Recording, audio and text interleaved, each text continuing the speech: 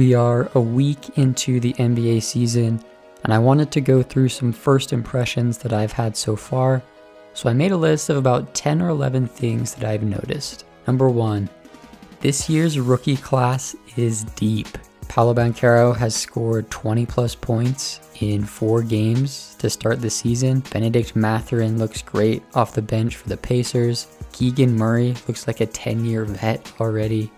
Shaedon Sharpe, who was a bit of a mystery coming into this season, but he looks pretty good. He looks athletic, quick, and one thing I really like about him is his confidence. Jabari Smith Jr. has struggled with his shot, but the defense is there, and I think that his shot will get there eventually. I'm posting another video where I'll talk more about the rookies on Friday, but the early returns look good. Number 2, the Utah Jazz are not tanking, they're rebuilding. A lot of people assumed when the Jazz traded away their core that they were going full on tank and would look to get in the top 5 at the draft, but I don't know that that's actually true. As presently constituted, the Jazz roster is too good to finish bottom 5 in the league, and even if they trade Conley and Clarkson, they're probably still too good for that. I get the sense that the Jazz are thinking about how important culture is, and so they're trying to start there, build a winning culture, and then figure things out.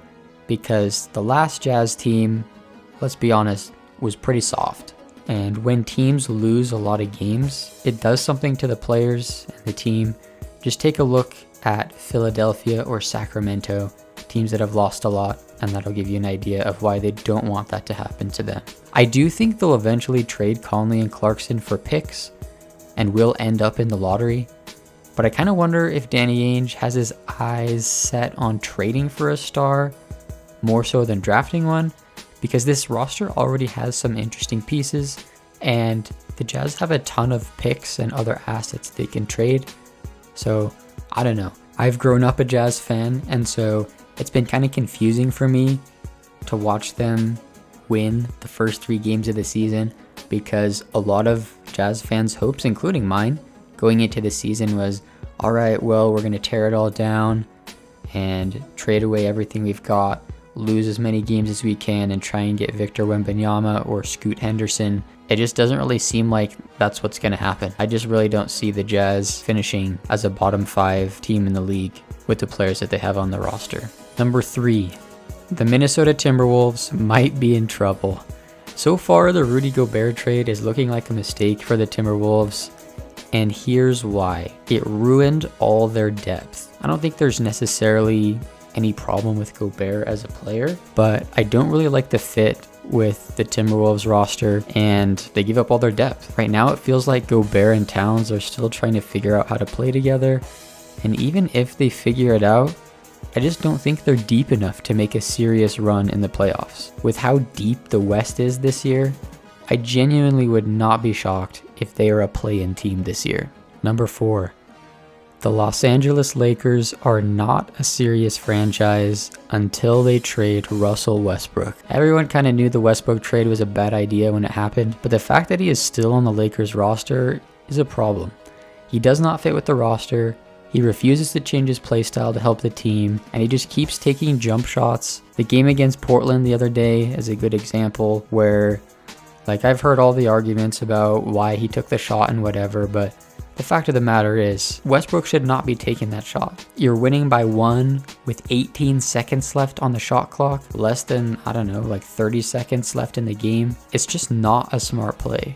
And that's not an isolated incident. There's lots of things like that happen with him. So there are a ton of problems with this roster, but the first thing they need to fix is getting Westbrook out of there. So until they trade him, the Lakers are going nowhere. Number 5. The New Orleans Pelicans are dangerous. As long as they are healthy, the Pelicans are going to make some noise this season. Their roster is stacked. Zion looks great in his return from injury. He looks like the player that earned his first All-Star appearance a couple years back.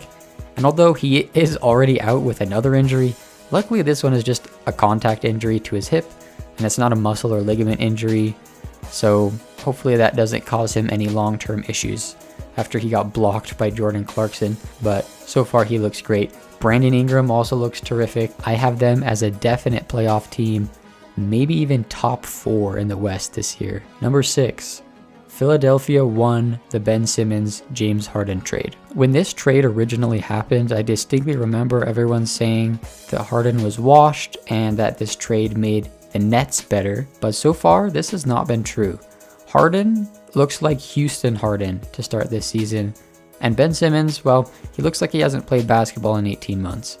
Simmons has fouled out in like 2 of the 3 games he's played in, and I'll give Ben Simmons a bit of a break to get back into basketball shape, but right now it looks like Philly is the winner here, but time will tell. And sticking with Philly, number 7, what is up with Joel Embiid?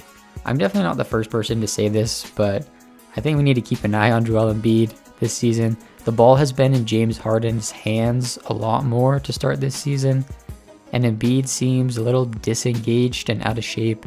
And in fact, after the team's second game of the season, Embiid refused to speak to the media. Like, come on, it's the second game of the season. That's not that big a deal. The team started off 0-3 and only just won their first game of the season yesterday against the Pacers. I think he'll be fine, but it just hasn't been the best start for him, even though he already has a 40-point game. Just something to keep an eye on in Philadelphia.